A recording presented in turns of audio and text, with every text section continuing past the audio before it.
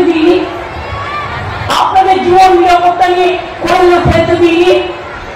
আপনারা তো এই কথা বলতে পারবেন না সংখ্যালঘুদের উন্নয়ন হয়নি।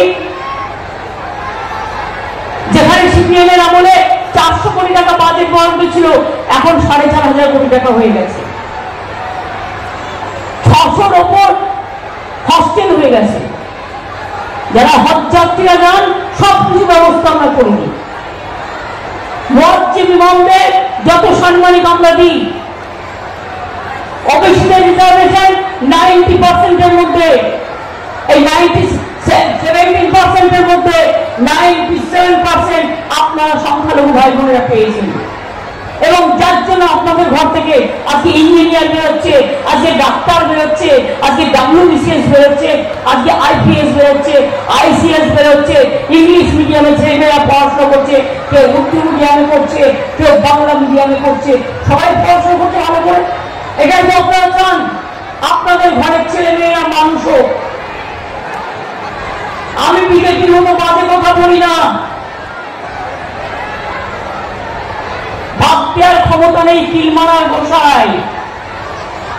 মানুষ থেকে ভাব দেখেছেন তো, শুনেছেন, মানুষ থেকে ভাব একটা চলতি কথায় আছে। আর এরা হচ্ছে চাকরি খেকো ভাব। যখন দেখছে আর কিচ্ছু করার নেই, তখন সব চাকরি খেয়ে নাও। আবার প্রধানমন্ত্রী এসে নাটক করে বলে গেলেন, এখানেই বলে গেছিলেন মনে হয়, কি বলে গেলেন, ये तो तृणमूल कांग्रेस के लिए हुआ है। तो आपको पता था कि आप किसी को देंगे? आपका पार्टी पहले ऑर्डर करके এই লোগों को नकली खा लेंगे। আমি পরিষ্কার বলি, আমরা তাদের সাথে আছি, আমরা ছিলাম, আমরা থাকবো। চাকরি প্রার্থীদের যদি কারোর বিরুদ্ধে কোনো অভিযোগ থাকে তদন্ত হবে, নিশ্চয়ই সংশোধন হবে। কিন্তু তাই বলে 26,000 ছেলে মেয়ে চাকরি খেতে আমরা কখনোই মন থেকে মানি না, মানতে পারি না। আজকে পর্যন্ত কোর্টটাকেও কন্ট্রোল করছে। আমি সরি, আমার কোর্টের বিরুদ্ধে কোনো অ্যালিগেশন নেই। আমি মানুষের কথা বলতে এসেছি, ভোটের কথা। মানুষের শেষ জায়গা যাওয়ার জায়গাটা কোথায়? বিচারের দরজায়। যখন মানুষ কোনো বিচার পায় না, চলে যায় বিচারের দরজায়।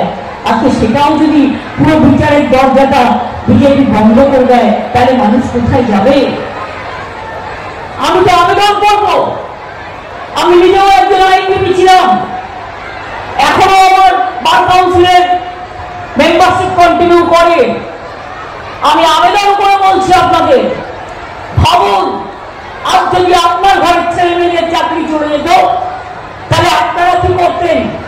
পারতেন 7 বছর কাজ করে সেই টাকাটা ফেরত দিতে 12% ইন্টারেস্টে? সরকারের দায়িত্ব পালন করছে। আমরা আইনে যাচ্ছি, সুপ্রিম কোর্টেও যথাসম্ভব যার যার যাওয়ার যাবে, তার জন্য ব্যবস্থা হচ্ছে। কিন্তু এইটা হচ্ছে একটা প্রধানমন্ত্রী দেশে, যিনি লোকের চাকরি খান, যিনি বলেন কিসব শাখা পড়াশোনা মঙ্গলসূত্র কিছু বলেছেন। জীবনে দেখেছেন শাখা পড়া কি হয়, মঙ্গলসূত্র কি হয়? কোনদিন জীবনে দেখেছেন? দেখবার চেষ্টা করেছেন? হিন্দু মুসলিম বিভেদ করার জন্য বলছেন। আমি ওটা যিনি বলেছেন, উচ্চারণ করেছেন, আমি এসব কথা উচ্চারণ করতে চাই না, কারণ এই ব্যাপারে আমি গুরুত্ব দিতে চাই না। আমি একটা কথাই বলতে চাই, যতদিন বাঁচব তৃণমূল কংগ্রেস যতদিন থাকবে, ধর্ম ঐক্য আমরা স্থাপন করে যাব। কোন জাতির সাথে, কোন ধর্মের সাথে কোন বিদ্বেষ করতে আমরা দেব না। এনআরসি হবে না বাংলায়, কেন হবে না?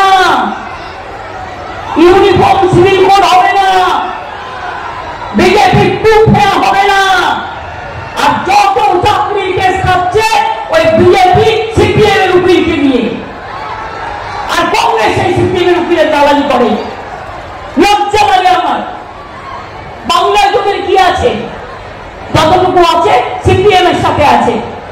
একবারও মনে হয় না চাকরি খাওয়ার আগে যে ছাত্রছাত্রীদের কাছে টাকা নিয়ে তাদের কেস করবে বলে তাদের চাকরি নিয়েছে, তার এইটুকু লজ্জা তো থাকা উচিত। তাই আপনাদের বলছিলাম, আপনারা যদি মনে করেন দিল্লিতে এবার আমাদের সরকার হওয়ার দরকার আছে, আমি একটা ছোট্ট কাঠবিড়ালের ভূমিকা পালন করব, কিন্তু সব রাজ্যের সব নেতাদের সাথে আমার খুব ভালো যোগাযোগ আছে। তাই ইন্ডিয়া নামটা আমি দিয়েছিলাম, অ্যালায়েন্সটা আমি করে নিয়েছিলাম। আগামী দিনও আমাদের নেতৃত্বেই জিতবে। দেখুন, আমি যেটা বলি জেনে শুনে ক্যালকুলেশন করেই বলি। আমি কতদিন আগে থেকে বলছি, এখন কেউ কেউ বলছে না মনে হচ্ছে বিজেপি এবার আর আসবে না। তো এতদিন কি বলছিলেন? ইস বার 400 পার। আমি বললাম इस बार पगार पार। 200 पार नहीं होगा तो 400 कैसे होगा? बोलून। अभी যদি বিয়াল বলে আমি মাছ খাবো না কাশি যাব, বিশ্বাস করবেন? বিয়াল তপস্বী মাছ খাবে না কাশি যাবে? কত মাছ খাবে? পাথর ছাড়াই প্রতিকার সম্ভব। মালদার প্রাচীনতম ভৃগু বংশ জ্যোতিষী পণ্ডিত এস শাস্ত্রী।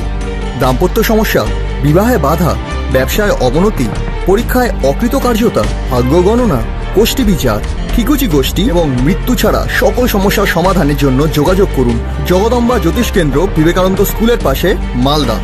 মোবাইল 09733027832 অথবা 09332056956।